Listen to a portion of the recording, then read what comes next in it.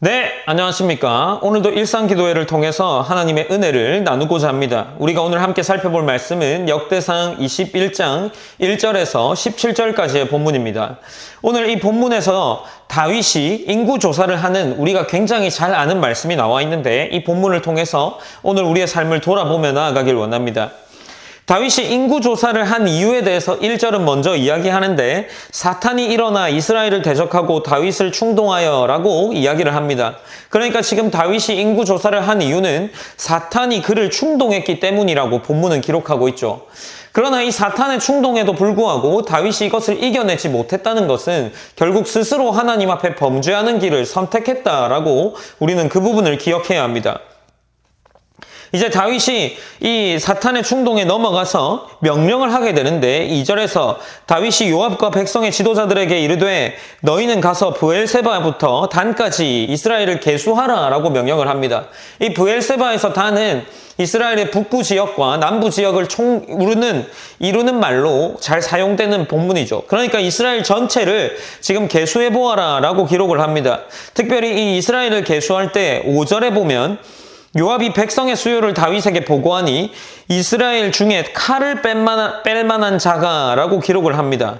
그래서 칼을 뺄 만한 자라는 건 결국에 이 이스라엘 전체 가운데에 전쟁을 할 수 있는 사람이 몇 명이냐 하는 것을 기록하고 체크해 보려고 하는 거죠.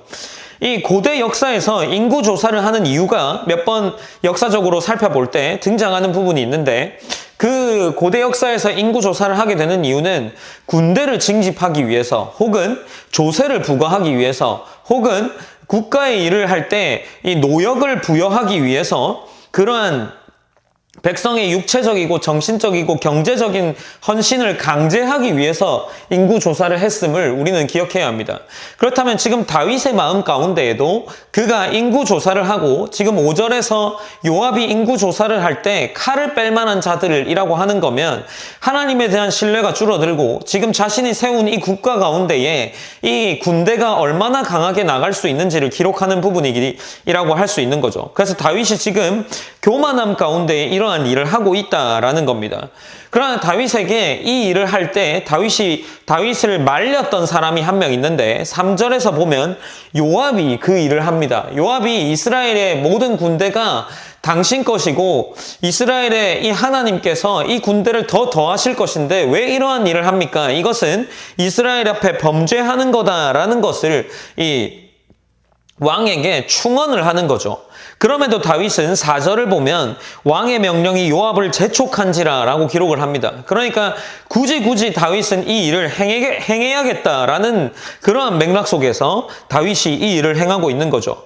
그래서 이제 7절에 보면 결국에 하나님이 이 일에 대해서 어떻게 생각하는지를 기록하는데 7절은 하나님이 이 일을 악하게 여기사 이스라엘을 치심해라고 기록을 합니다.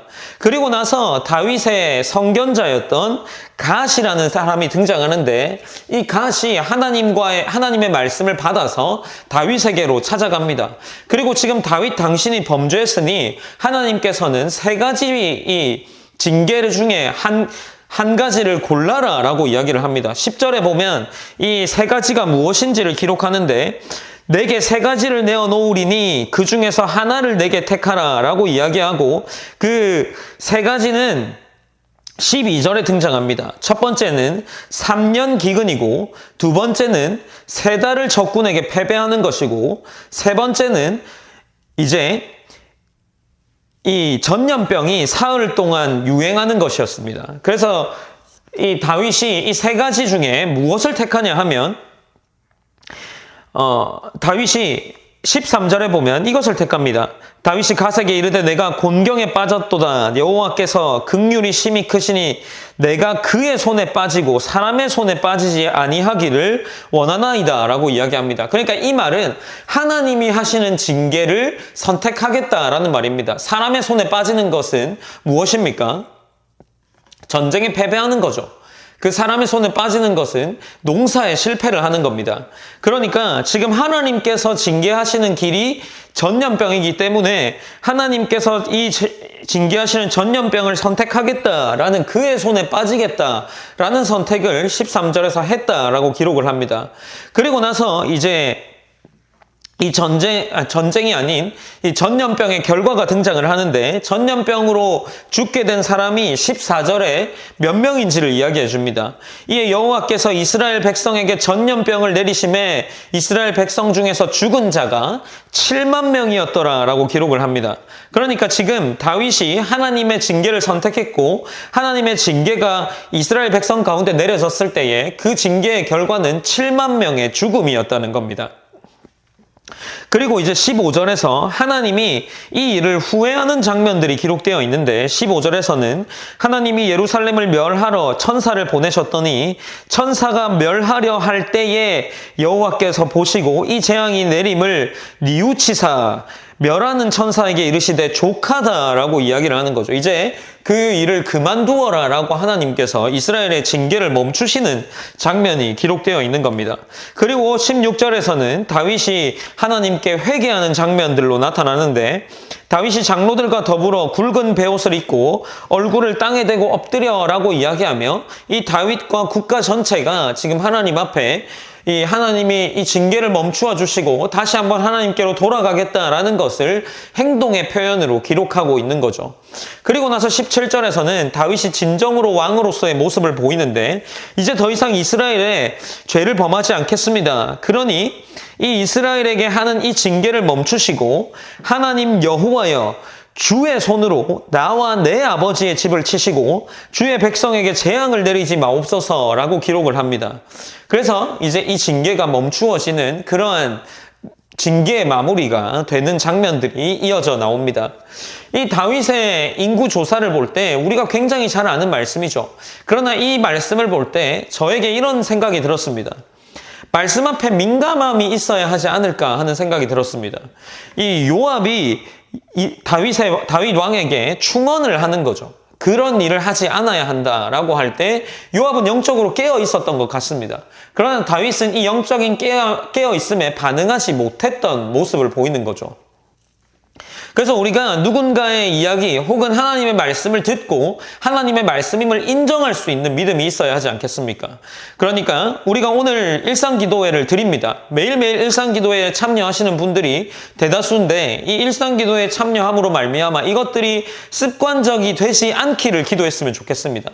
하나님의 말씀을 통해서 나에게 이 말씀 앞에서의 민감함을 허락하시고 이 말씀 앞에 깨어서 반응할 수 있기를 기도하셨으면 좋겠습니다. 그리고 두 번째로는 이 일상기도회에 우리 교회 성도들이 모두가 잘 참여해서 하나님 앞에 더 잘 나아갈 수 있는 교회로 성장하기를 기도했으면 좋겠습니다. 나의 삶과 우리 교회 성도들을 위해서 기도함으로 오늘 일상기도회를 마무리했으면 좋겠습니다. 제가 기도하고 마무리하도록 하겠습니다. 사랑의 하나님 감사합니다. 하나님, 우리가 오늘도 일상기도회를 통해서 하나님의 말씀을 살펴봅니다. 특별히 이 다윗이 인구조사를 한 사건에 대해서 오늘 함께 살펴보았는데, 이 다윗이 인구조사를 한 사건을 볼 때 다윗이 첫 번째로 요압의 말씀에는 반응하지 못했습니다. 그리고 이후에 갓의 말씀에는 반응을 한 거죠. 우리가 이러한 다윗의 태도를 볼 때 우리 또한 하나님의 말씀을 일상기도회를 통해서 매일매일 접하게 될 때 영적인 민감성을 가지고 하나님 앞에 나아갈 수 있도록 인도하여 주시옵소서. 그리고 나 개인뿐만 아니라 우리 교회 공동체가 하나님 앞에 잘 말씀으로 깨어나가 반응하는 그러한 공동체로 세워지기를 기도합니다. 우리의 삶 속에서 함께 하심을 하나님께 감사드리고, 우리가 한 주를 보내면서 오늘 금요일 마무리를 할 때에 평일을 마무리하면서 하나님 앞에 조금 더 말씀 앞에 깨어서 반응할 수 있는 영적인 민감함을 가지는 그러한 하나님 자녀가 될 수 있도록 인도하여 주시옵소서. 일상 가운데에 하나님을 기억하게 하시고 그 기억함으로 말미암아 자녀다운 삶을 살아낼 수 있도록 붙잡아 주시옵소서. 모든 영광 하나님께 올려드리며 살아계신 예수님의 이름으로 기도드립니다. 아멘.